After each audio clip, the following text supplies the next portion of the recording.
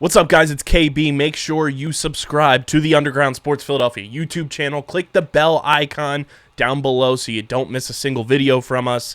And thanks for tuning in to another video from Underground Sports Philadelphia. Now let's get into it. Philadelphia, baby, you're going to love it. Best sports fans in the world. Actually, the worst, but that's what makes them the best.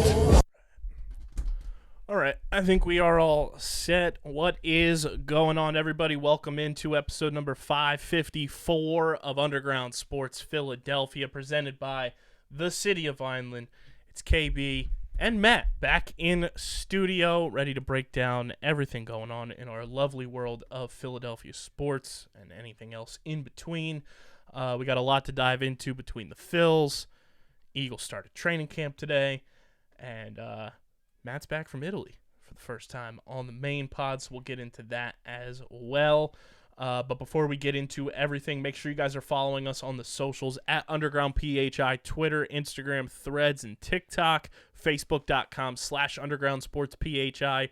And you can watch every Wednesday episode live on Twitch.tv/Underground Sports PHI before it goes out anywhere else.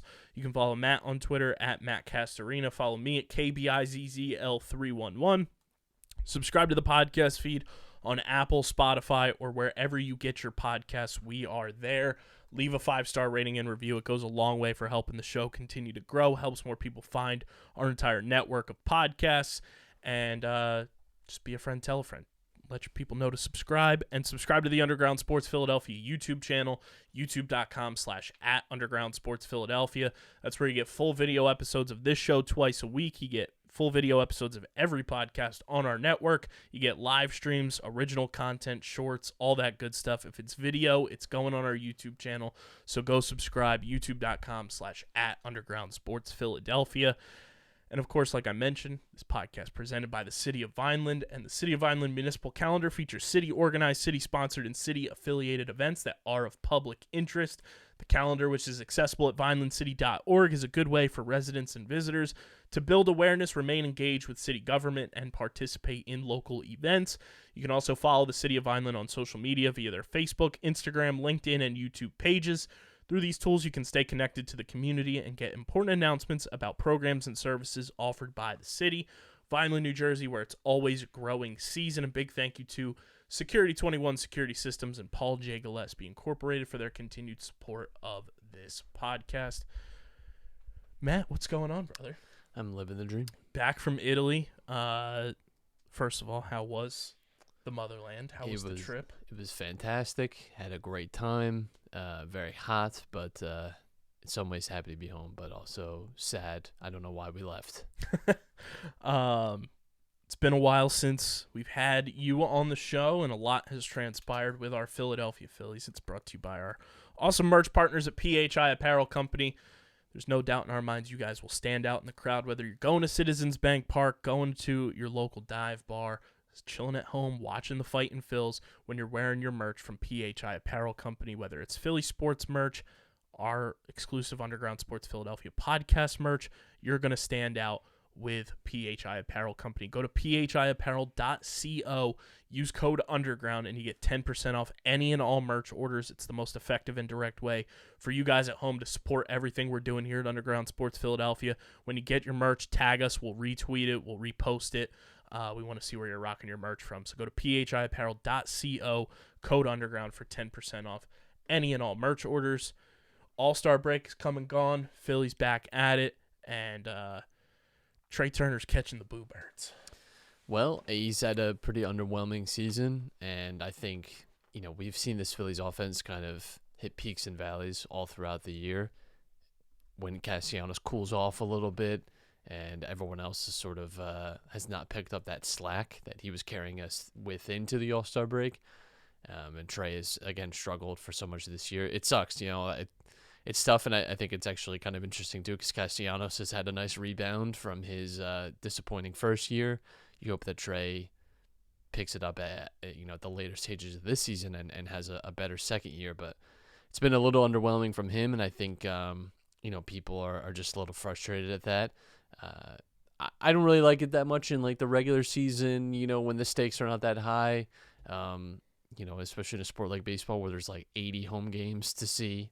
It's not like you're spending, a lot of money on these games. I don't know, do what you want to do, but I think probably not the best thing to be doing in this situation. But I think it is a reflection of what a kind of a frustrating first season it's been for him so far. But the Phillies as a whole have been good still, still hanging around the wild card. It's a packed group, but they seem like a team that can certainly make a breakthrough. And they're in obviously a tough series now with Baltimore, but the first two games of the series and the one they're playing now have been all really close, which I think is a good watermark to hit for the Phillies too, by the way, because Orioles especially are a very good offensive team, and the fact that they've been able to limit their offensive breakouts so far in this series is a good thing. That these games have been really close, and this is a team that is likely going to win its division, or if at the very least is going to be a playoff team, almost certainly, but could be beating the Rays out, who had a really hot start. This is I think a good mark for them. And you look at the schedule coming up too. They've got a light schedule, or a lighter schedule at least. So I think there's a lot to be positive about outside the Trey Turner boost. And I mean, trade deadline is 6 days away. We also got injury update news from Rob Thompson, who said he's very encouraged by Rhys Hoskins' rehab. He said, "I'm not a doctor or a trainer, so I don't know when he'll be back, but he feels like Rhys Hoskins will be back this season." And that's a huge development, I think, for this team, because, you talk about the peaks and valleys with this team offensively. It's been very obvious from the get-go that they miss Rhys Hoskins' bat in the lineup. Yeah, he was a guy that maybe in this slump, could pick the team up a little bit. We had seen him do that over the last few years. And given when his injury did occur, I think it was just a straight ACL tear. I don't think there was other structural stuff. We've seen guys come back from ACL tears, in 6, 7, 8 months, and be able across all sports and be able to perform at a high level. So maybe that's the case.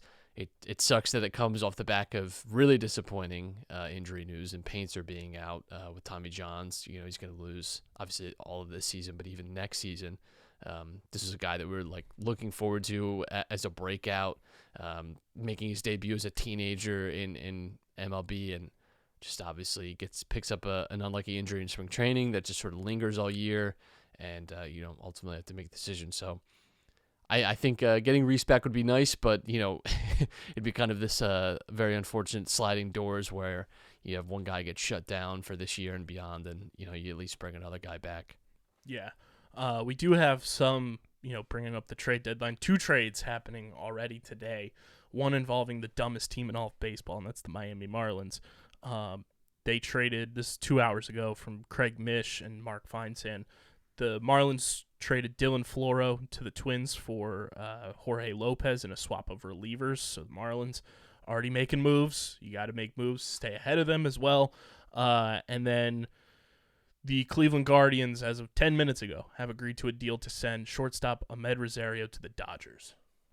Interesting. They're working on the medicals, so no return has been reported yet, but Ahmed Rosario going to the Dodgers in a very Dodgers-esque move. Right. Yeah, I think for the Phillies, it's still, I think one of the big priorities should be getting another starting pitcher. I think what's interesting is that, we've talked about that can kind of carry you over the line in the way that Syndergaard did. Syndergaard did not blow us away, but I also think he was a pretty good part of how we, ended up making the playoffs last year. And, he wasn't, again, it was not dominant, but I think was a pretty good, fifth option, rotational option. Bray Marsh was also part of that, so that was nice. It was a nice little throw if you could find a way to maybe do that again. But I think starting pitching would be great. And I think if you can find maybe an extra bat to give you a different look, or again just to give you a little bit of depth, that could also be a really positive thing. But I think starting pitching probably should be where the Phillies look, if they look anywhere through this trade deadline. But it doesn't. It's weird, it doesn't sound like there's a ton of noise with the Phillies. It seems like they might be a lot of speculation. Yeah, but it just doesn't feel like anything's really concrete or anything. Yeah. It just feels like you said, a lot more speculation. Maybe them being a little more opportunistic. So we'll see. I think I wonder too if honestly, we talked about the Painter thing, if that maybe even makes them feel a little more aggressive, because I have to imagine that they were thinking about him in mind for next season, right? Mm-hmm. Again, maybe not being maybe not starting, at the same level of someone like Nola and Wheeler where you're going every 5 days, but seemed to be with the mind that he was going to be at least a semi-regular starter for the team. That's completely off the table now. And the Phillies, you have to kind of play this like short-term, long-term game. Nola is a free agent this offseason. Zach Wheeler's a free agent after next year. Like, maybe you find someone that's cost controlled that isn't one of the bigger names, and that's kind of your plan here. But it's going to be interesting to see who the Phillies end up with, if they end up with anyone.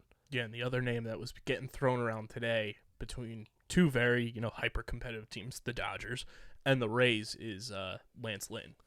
Yeah, it's weird because Lance Lynn has not been amazing this year. He's had some tough outings. Giolito, I think, is probably the better option of the two, but maybe is costing more. I don't know. And they also have Dylan Cease. Right. There's kind of three names to keep on there. Like Marcus Stroman is another name that you're going to hear a lot about. And I think those are kind of the biggest names on the market, especially pitching wise. And that's similar to what we saw, last trade deadline too, where a lot of the contenders were looking to add sort of that maybe like third starting pitcher, fourth starting pitcher on their team. And so, it's going to be interesting to see who ends up with those guys. But, I don't know if the Phillies are going to be in the mix for any of those big names, just because the cost might be a little high. And, someone like Stroman, I think, is nice, but I don't know exactly how well he would fit with the Phillies. We already have Ranger, who's more of like a contact pitcher, and I just don't know. Like, this is not the team for infield defense. Yeah. Especially with Citizens Bank Park is such a hitter-friendly park. Right. Especially considering too that the infield is not set. Bryce is doing his best at first base, but outside of that, we could expect if Reese is back. He was always not exactly what I would call an elite defensive prospect in the infield.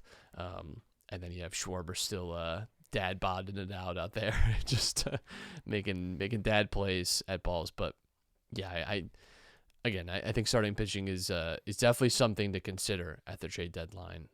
If not, maybe even this offseason. You see the Phillies go out and get aggressive again, because pretty much every offseason they've added at least what they believe to be a starting level pitcher. And that's no knock on how well Christopher Sanchez has pitched either. He's been like a savior after we had to muck through 2.5 months of Dylan Covey and Bailey Falter and, just bullpen games. It's like Christopher Sanchez was right there. Why couldn't we have done this from the get-go? He's been phenomenal. He just hasn't gotten the run support, unfortunately. He's gotten Cole Hamels and Aaron Nola out the wazoo, every single start, but he has done a fantastic job as a fifth starter for the Phillies, and his last start was great, just didn't get the run support.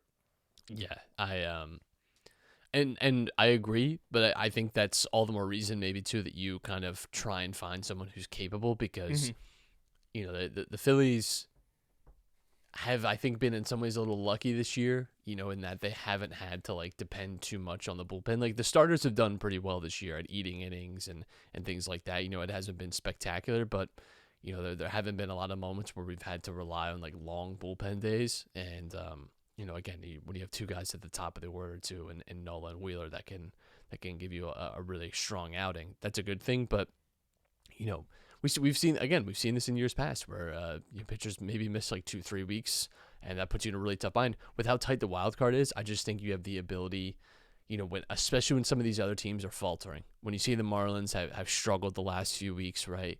And the Padres have kind of fallen out of the race. I think you have the opportunity to kind of pull your weight ahead and push through. And even a team like the Diamondbacks, we talked about some of the similarities between the Phillies and the Diamondbacks in that, the Diamondbacks have a worse starting pitching group, I would say, than the Phillies, but have the similar kind of offensive capability. If you can, again, kind of build on what is a good strength for the Phillies and really shore up and make it stable for the rest of the year, I think that's a big advantage you have over a lot of these other wildcard teams, which I think the Phillies have as good as, or if not a better roster than most of the wildcard teams in the National League. I think they are a better team, and you want to kind of capitalize on that supremacy. Yeah, and as the trade deadline gets closer, we're going to be seeing rumors and everything. There's only been a few names that none of them move the needle for me, in particular, that I've seen that just continue to get thrown in the Phillies' directions, and two of them are two old friends, Matt. You tell me how you'd feel about the Phillies reacquiring one David Robertson. No, because he will immediately get hurt. He's unable to stay healthy in the Philadelphia area. Hide your TVs and Xboxes. Carlos Santana. Not a bad platoon option in the outfield, but I think there might be better outfield guys available. But I don't think that'd be awful. And then this one just does nothing for me whatsoever because he just feels like big loser energy. Tommy Pham. No, thank you. Yeah. No, thank you. But Phillies fan-sided website, That Ball's Out of Here, they mocked up 3 trades for the Phillies that you give a little bit less because you're taking back some bad contracts in return too. So you tell me, scale 1 to 5, 1 to 10, how you feel about these trades. The Phillies trade for an outfielder and a bad contract. We go over to the now dead St. Louis Cardinals, and the Phillies get Tyler O'Neill and Steven Matz. Just Dave Dombrowski doing his Thanos former Mets Infinity Stone collection there with Steven Matz.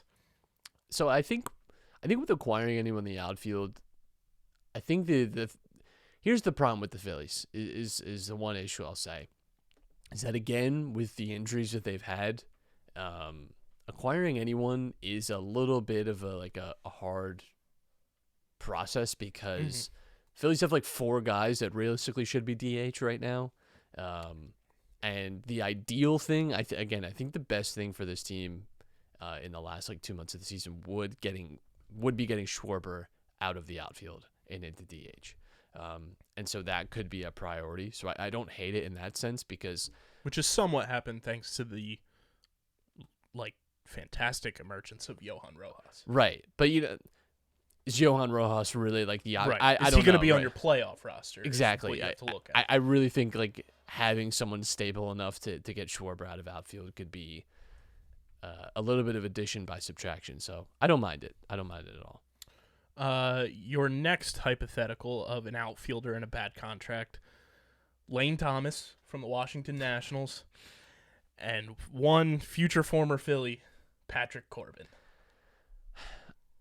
I guess it depends on your belief in how bad Patrick Corbin is and if he's salvageable, which I think he could be. The Nationals the last few seasons has not been a comfortable place for anyone, and I will say the Phillies have done pretty well with taking struggling or at the very least question mark pitchers from other NL East teams. So I don't know. I think that's a scarier prospect because I think the contract is gross. Is a tough one to swallow. And then the final one here, Randall Grichuk and Antonio Senzatella from the Colorado Rockies. No, thank you. I think Rockies to me are just they're just a little bit of fool's gold, and I think everyone always kind of sells themselves on the hitting and how they look so good, and it's because of where they play, and the pitching is always they had a 5.9 ERA there, but that's because they play in Colorado. And it's and it's just I feel like it just does not work the way that we ever expected to. And here's the thing with Senzatella, he's out for the rest of this season, and he has $36 million guaranteed to him over the next 3 years with a team option for 2027. And that's half of the Ohtani money. So let's can't do it. And here's the other one: is the remainder of John Middleton's cigar shares. One of the Liberty Bells at Citizens Bank Park, Manco and Manco, and then name your prospects for Shohei Ohtani. I would do that in a heartbeat. Yes. Manco. I'm not going to say it's bad pizza because it's not. Overrated, though. Yes. I think my advice to anyone visiting the boardwalk is the best pizza is the one with the shortest line because it's all good. I don't think Manco's really has any sort of supremacy over other pizzas in boardwalk pizzas. I think you're going to be very hard to find a bad pizza on the boardwalk. We got plenty of Liberty Bells. I think we can spare one. And honestly, I do not care about John Middleton's cigar collection. No. So he can spare them. yes. Who are your ideal like wish list targets for the Phillies? Wildest dream is Ohtani, obviously. Even if you get him for 2 months, it would be the best 2 months of my life, I think. And you maybe convince him that he could have a happy home here if we give him, I don't know, like $80 million a year, pay like a Philly tax or something. There's no like name particularly that I'm like attached to. I just think of like who I would be happy with leaving this trade deadline with, and that would be any kind of starting pitcher that is of reasonable quality. Syndergaard from last year is kind of the lowest tier that I would be happy with, and he was kind of I think like tier 2, tier 3 of like the pitchers available last trade deadline. So that's kind of the lowest in general that I would like to go. So you get someone who's maybe in an advanced age, no longer that dominant pitcher, but has composure, has maybe been in playoff situations before. Like I'm looking more just for like a profile of a player rather than like one specific name. I also think like Syndergaard was not a name that I was expecting to see on the Phillies last year. Like you think of like all the guys like Quintana that were like thrown out there that were linked a lot. We talked a lot about.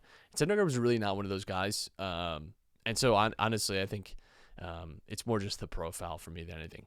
One name I did hear that Matt Gale brought up was CodyBellinger. Sign me up. Which I think would be really interesting. He's kind of had a nice rebound season, and again, it probably fell apart once it gets to Philadelphia. But I think that could be something interesting too. If he's actually available. But I saw Alex Carr too the other day put out a tweet saying he wouldn't mind seeing the Phillies take like a 2021 Braves approach to the deadline, where you go and get the names that not everybody's talking about, but you look at what those guys that they acquired. It was, Eddie Rosario, who ended up being the 2021 NLCS MVP, Jock Peterson, and Adam Duvall. Those guys were critical players down the stretch for the Braves in a number of ways, defensively and offensively, more in particular, to them winning a championship. So I think if you can go and acquire like that next tier level of player that isn't necessarily going to make it difficult for them to crack into the lineup, they can come off the bench and be, successful players for you, and you don't have to give up as much either, but you're still getting quality players back. I wouldn't hate that approach either from Dave Dombrowski. yeah, either. I agree. Yeah, I think my two dream players for the Phillies would be CodyBellinger and either Dylan Cease or Lucas Giolito. Yeah, I think those are like realistic targets too. I think especially Giolito. It really just feels like he's everyone's kind of target. I think a lot of teams are circling him. The only thing that worries me is that probably means the price is pumped up. So yeah, especially now that he and his wife are getting divorced, and they announced it during the home run derby. Tough. That is tough. Yeah, those guys. And then I also wouldn't mind them going and getting another bullpen arm. The Phillies have had bouncing back and forth injuries between Jose Alvarado, Sir Anthony Dominguez, like guys have just been getting hurt out of the blue. Like it feels like they're pitching one day and then the next day it's like, oh, we had to place this guy on the injured list with an elbow injury or a forearm strain. And I would rather them go and acquire another guy just to be like secure there, that if an injury does happen down the stretch, you have somebody who can step right in and you're not having to worry about bouncing Andrew Bellotti back and forth between AAA and the majors. You don't have to, have Dylan Covey on this roster anymore. Like, go and get a guy, like the one guy that bullpen-wise I would love to see them go get is Carlos Estevez from the Angels. Would love that. On my fantasy baseball team, he's been on a heater. He put out on Twitter that, if the Angels make the playoffs, good luck, brother. That he would Naruto run from the mound to the outfield. Would love to see him do that at Citizens Bank Park. I don't want to say it's his fault that they've fallen like 10 games behind, but maybe that's where it went wrong. So I'd love to see a player like that also get acquired. There's also a couple Cubs relievers too that the Phillies are not afraid to trade with the Cubs at the deadline. So we'll see what Dave Dombrowski has up his sleeve as the trade deadline comes, and by this time, next week we'll be seeing who's on this Phillies roster because trade deadline is on Tuesday. So next Wednesday's show, we'll be talking about who the new Phillies are, hopefully, and hopefully it's some nice pieces added to this team for a hopeful postseason stretch run that we have coming to us. But let's get into everybody's favorite segment here on this show. It is the NL East and Major League Baseball run differentials. That run differential has just become commonplace now. All the big beat writers, all the big baseball reporters, they're just tweeting about run differential now, and we just want to let everybody know we started that movement about 2.5 years ago. So you're welcome, baseball, for run differential being normalized because of us. But it's brought to you by our friends over at Wasted Wedge. A new age of golf has arrived, everybody, and if you're looking to be the talk and envy of your group and create memories with your friends and family, look no further than the lineup of Wasted Wedge products and merchandise. These Wasted Wedges are a blast to drink shots out of on and off the course. You guys can check them out at wastedwedge.com or follow them at Wasted Wedge on Instagram, Threads, and Facebook. That's wastedwedge.com, and follow them on Instagram, Threads, and Facebook at Wasted Wedge. Remember the name, wastedwedge.com. Matt, the NL East run differential, quite the spreadsheet here, as the first place 64-35 Atlanta Braves have scored a whopping 551 runs so far this season, giving them a plus 142 run differential category. Like we've said for quite some time, the Braves really aren't the Phillies' competition at this point in the season. Like, you don't have to truly worry about the Braves unless you're playing them. They're not a team you're looking at in the standings pretty much the rest of this year until the playoffs roll around. Yeah, listen, the honestly, the division was gone in May, so yeah, good luck. But since you have last been on the show, Philadelphia Phillies are in second place. It's a great jump up there. And they're 54-47. They've scored the second most runs in the division at 452. But their run differential is plus 8. But we are still in the positives, and that's what matters. We have finally emerged from our cocoon. So it's like the gif of Dave Bautista and Dune just surfacing out of that sludge. Then we have the dumbest team in baseball, the 55-48 Miami Marlins, who are 2-8 in their last 10. They have scored the fewest runs in the division at 422 to give themselves a negative 19 run differential and still being well above 500. You love to see it. With an expected win-loss number of 49-54 for the Marlins. The New York Mets at 47-53, maybe shipping Justin Verlander out to San Francisco. Whoever would be interested in paying that contract. Good luck. The Mets have scored 447 runs this season, and their run differential sitting at negative 11. And then the stolen franchise, 43-59 Washington Nationals, who have scored more runs than the Marlins this year at 441, but they've given up the most in the division at 532 to give them a negative 91 run differential on the season. But still, nobody is as close to the bottom as the 28-75, 29 games back in the wild card Oakland A's, who've given up 624 runs this year and have a negative 259 run differential. Can we get a few more games against the Athletics? That'd be kind of nice. I know we do play the Royals coming up. The quietly just as bad team, but have given up half as many runs. Yeah, that is definitely part of it. It's not as harsh on the eyes, but which is also just as impressive. Yeah, to be at that bad while also that is, you're right. That is actually pretty impressive to be like just one game better, but having given up half the runs. That's pretty They have impressive. a negative 176 run differential due to the Royals. That's insane. And then the Colorado Rockies, who Rockies Twitter is very weird. They still bring up when Bryce Harper was arguing with them back in whatever it was, May, April. Like, you guys are 40-62 and have a negative 139 run differential. Like, we got bigger things to worry about. Yeah, I would say. So there's your run differential wrap up. Get ready for Russell Wilson. Let's ride. It's Broncos season for y'all. Also, the dumbest divisions in baseball, the Centrals. The Minnesota Twins are 4 games over 500, but have a positive 41 run differential. The Chicago Cubs, only team in the NL Central with a positive run differential, and they are 49 and 51. It's very unfair. Very unfair that other people get to live that joy. Brewers 57 and 46, -3. Reds 56 and 48, -6. Just doesn't make any sense. Does not make any sense. Phillies are currently winning. Last I checked, It is tied up. there we go. That's the Phillies way they roll. That's just what happens. They all, as soon as they take the lead, they give it right back up. But at least the schedule coming up is a little bit more manageable, and hopefully you'll have reinforcements coming in via the trade deadline, and who knows what teams Uncle Dave will be calling this weekend. But I think that's when we're going to see the most movement is series over the weekend for every team. With the deadline being on a Tuesday, I think teams will be wanting to bring guys in for those weekend series if they can, and then going into the month of August, we'll see some of these guys on their new teams as long as they're not Glenn Robinson III. Jesus. Let's get to everybody's favorite team in this city. Just kidding. It feels like they are the least favorite team. 76ers, Matt.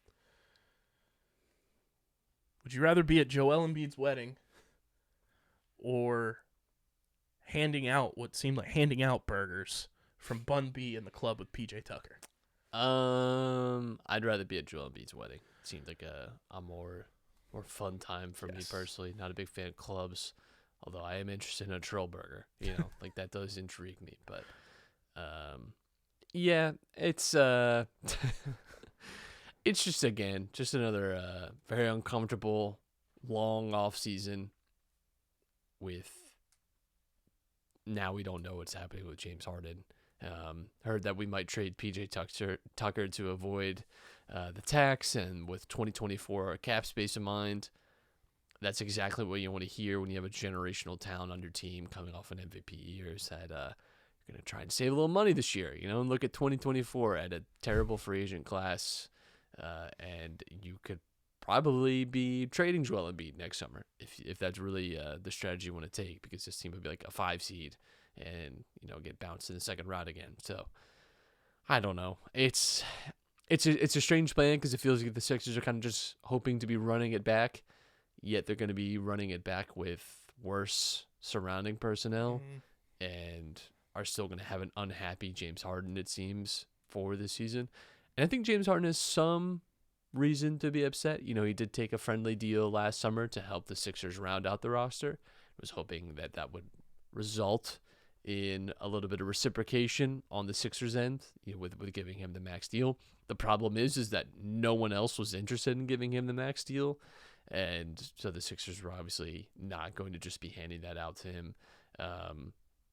So yeah, it's another summer where you're sort of you're kind of happy to not be thinking about the Sixers and not be thinking about basketball, because they're not really positive thoughts on the whole.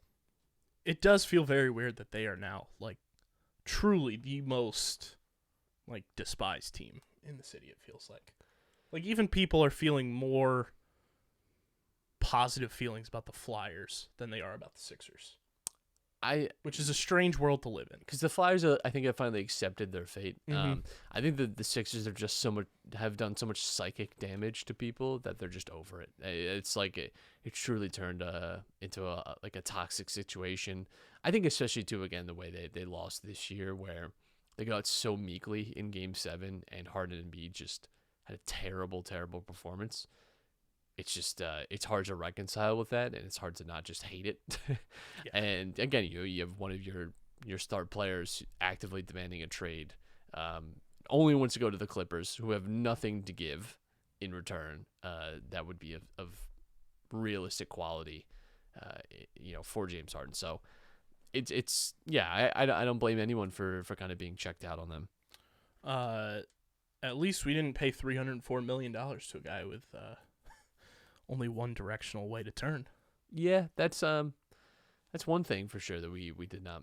We only did that to Tobias. We only gave the Tobias Harris contract. We did not give the Jaylen Brown contract. So That contract, when I logged on and saw that wasn't from like Ballsack Sports, I was stunned. Yeah, I mean the cap is just ever increasing. It's supposed to go up again in 2025, so get used to these contracts.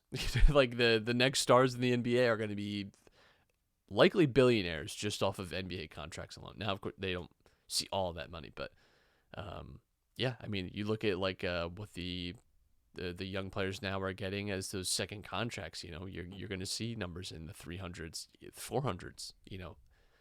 So that's just it's definitely like what do they call it, sticker shock kind of thing. Like 70 million is just insane amounts of money, but it's still just 35% of the cap. Like that's just what it is.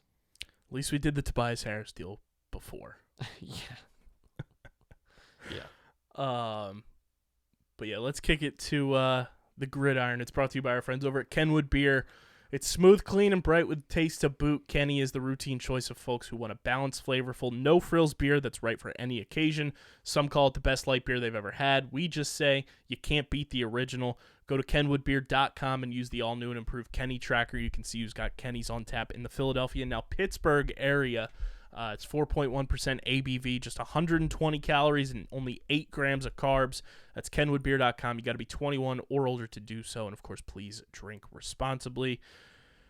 The summertime lull for all of the NFL sickos is over, Matt. And I don't know about you. I think we've discussed this almost every summer. It truly is wild to me how geared up people get to watch football players just practice. Yeah, listen, if that's your prerogative, that's your prerogative. It's hot though to be sitting in bleachers and in exposed air and at training camp and listen, if that's your thing, that's your thing. No, I'm not gonna throw too much shade, but I would ask that you seek shade when you're sitting out and it's 97 degrees. And even the people just online, like, oh, we're back, we're so back, like.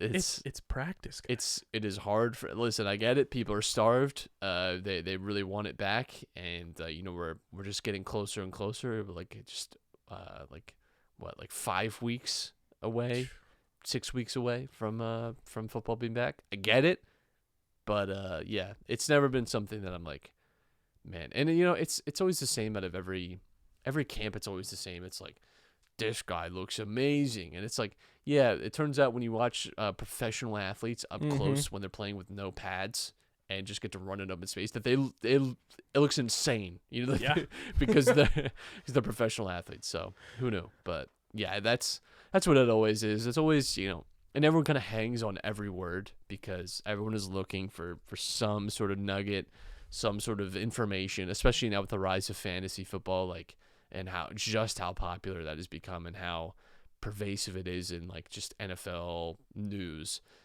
Everyone is looking to hear about so-and-so's backfield and who's taking I saw tweets about who's taking the first carries at practice. But that's real news that people are hanging on every word, because everyone's trying to find just every little piece that they can. I have come to terms over the past couple of seasons, just with how long football season is for us here, and obviously being part of the Vineland High School broadcast crew now too, and how much football dictates such a huge portion of my year. I appreciate the time off. The time off from football is so and we've said this I think last year. Stop rushing summer. Yeah, summer is great. As I've gotten older, listen, it is hot. That is tough. You got to cope with it. But I've become heat pilled in my older age. I love nothing more than feeling the sun on my skin. So, yeah, don't rush summer. Summer's a great season. We got a lot to be thankful for. I love fall. Fall is great, but we can take our time getting there. We don't want to skip through all of August to get there. August is a great month. It's all good. We'll be fine. You'll and survive. Listen, September's still nice weather too. And even October. Yeah, we're good. I do love. I brought this up on the last episode we recorded. I love how the Eagles social team is absolutely just trolling the ever-living shit out of Eagles fans everywhere over the Kelly Green jerseys. because all these other teams are releasing their throwbacks and everything. And at the beginning of the week, the Eagles put a poll out asking if everyone just wanted a series of posts that had everything to do with us not dropping the Kelly Green jerseys announcement, and that's what they've been doing. So today's is the getting kicked in the face, leave us alone, social admin, drop the Kelly Green jerseys. We also had like the Bow Wow meme from one of the singing shows, and the more and more people have been complaining about the Kelly Greens not being dropped, the more and more I'm just like, drag it out.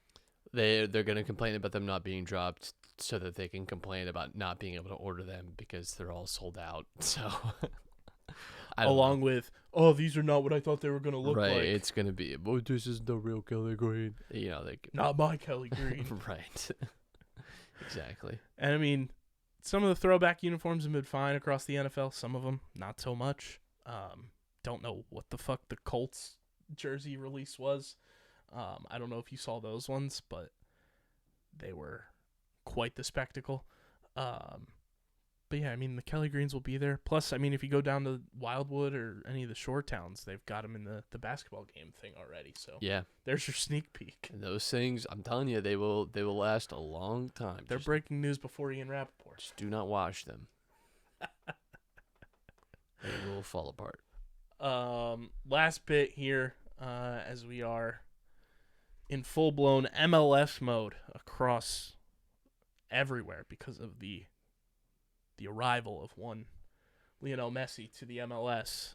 It's brought to you by our friends at Tomahawk Shades, the best small batch eyewear in the game. They now have an app, everybody. The Tomahawk Shades app is available in the App Store and I believe Google Play as well. When you download the app, you open it up, you can claim a free pair of sunglasses just for downloading the app. Mine came in today, was very excited. All you have to do is pay for shipping. So you're getting potentially a pair of like $90 sunglasses for $11. You can't beat it. You can peruse all of their sunglasses, blue light glasses, prescription lenses, tomahawkshades.com. And when you go to checkout, use code USP for 25% off your order at tomahawkshades.com. That's promo code USP for 25% off at tomahawkshades.com. The Leagues Cup going on right now, Matt. Messi Mania has taken over MLS. I think he's putting the M in MLS now, the way that everyone has been just on Messi Mania in the States. Obviously has that game-winning goal in his first game, scores again, and he's taken over everybody's brains over the past couple of days. Yeah, it's been quite the sight, and you know, I think I saw that Inter Miami now is the most followers of 28 other MLS teams combined. I think they're like the fourth or fifth now most followed, like U.S. Like sports team. Which again, you know, when you just bring kind of the profile of a player like that, it's only going to be natural. But yeah, he's still a really, really gifted player, very, very talented. Still one of the world's best. Could even win the Ballon d'Or this year. So it's not. Inter Miami has 4 times the amount of followers as the official MLS Instagram account. Right. Tough to see that one. But yeah, and on the Union's end, they beat Tijuana the other night 3-1. Crazy game. I mean, just like absolutely bonkers all the way around. But good start to that. You know, it's a pretty small like round robin for the group. So you get a good result tonight, and you're probably through just off that alone, which is nice because it's an opportunity again for the Union to have a little bit of silverware, and they've kind of been playing better, you know, in the second half of the season than they did in the first few months. So, you know, you hope that continues. Really, the MLS in general has played very well against the Mexican League so far this year in this competition, and I think that's a positive sign because I think every year the MLS is getting better resources, and I think it's only a matter of time before they're probably the best league in North America. Yeah, and I mean, we've seen throughout this season too, like the Union just performing well in, you know, these in-season cups, in-season tournaments and stuff like that. So like, who's to say that they don't continue that trend from earlier this season when they had, you know, the Champions League that they almost, you know, made it all the way through. They got to, you know, right there, and obviously ran into freaking LA again. They've had a bunch of in-season tournament success this year, and hopefully that continues. Also, I don't know if you saw the post about Messi posting the Apple TV link on his Instagram story, and everybody just saying Messi is now an affiliate marketer. Well, he gets a cut. Yeah, he gets a cut. He knows where his money is made. He is not a fool. So yeah. So I can't wait to see who leaks the amount of clicks that link got from Messi's Instagram story, because he's just one of us. Messi's actually a podcaster now, just posting affiliate links on his Instagram story. But yeah, I mean, it's good to see the Union just continuing success, and then they get back to MLS schedule play in August 20th against FC Dallas. So right where they expect to be, right towards the top. In third place at the break, so that's nice as well. Yeah, absolutely. Again, when you consider that they struggled out of the gates to be in this position now, where they're fighting and likely going to be hosting a home playoff game, that's a nice thing. That's a really nice thing to have. And we've said it, since the format changed, like having the 1 seed isn't all that important. Right. It does not give you as big of an advantage as it used to. Now, home field advantage is still much more important in MLS than it is in a lot of other leagues, because of the distance of travel and kind of how long the season is and how much you're asked to travel. But it's still even if you get it for the first round, it's still a nice benefit. But yeah, you don't get that bye anymore with the home field advantage coupled with that. So finishing in first outside of winning, if you can, the Supporter Shield is not as crucial or as big of an advantage as it used to be. Yeah. 100%. So hopefully, their success continues in the Leagues Cup, and we'll see, how that unfolds. But one final thought here on this episode, unfortunately. Earlier this week, Matt and I lost a near dear friend of ours who is an avid listener and viewer of this podcast, Dean Mason, who was, we've been friends with him since middle school, and it's never easy when you lose somebody that you've known for that long, who has always been supportive of any endeavor you take yourself on. And, we've always been supportive of Dean and his endeavors as well. So just want to, send our love to the Mason family. And, when you lose somebody like that, it's never easy. And Dean was always in our corner from the get-go of us starting this podcast. So we want to just send our love and best to the Mason family. And we love you guys and thinking about you, and, sending a ton of love to Nick as well, Dean's brother. So yeah, he was a great person. We need more intelligent, empathetic, kind, passionate people in this world. We need more Deans in the world, and I wish we still had that Dean in this world. So always sad when you lose someone that young too. Just very, very tough. So much love to the Mason family, and we love you, Dean, and we're always thinking about you, buddy. Make sure you guys are following us on the socials at Underground PHI, Twitter, Instagram, Threads, and TikTok. Follow Matt on Twitter at Matt Castorina. Follow me at KBIZZL311.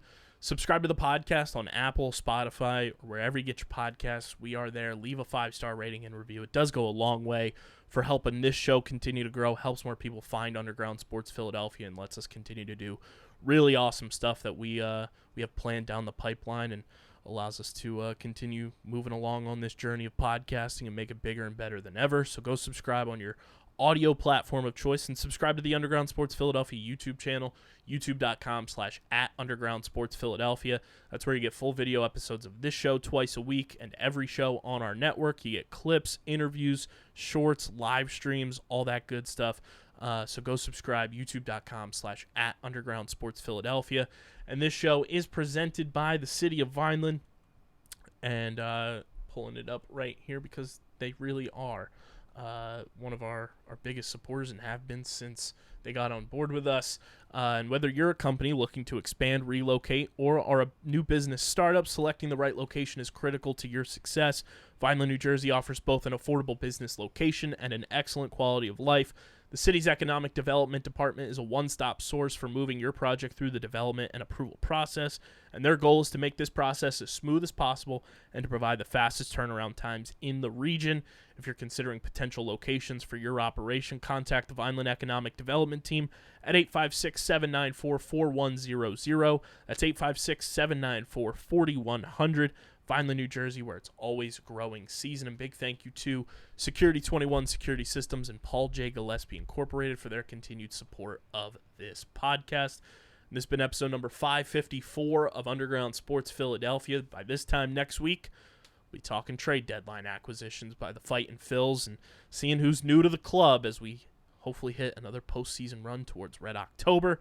But for Matt, KB, until then, we're getting the heck up out of here, and we are signing off. Peace.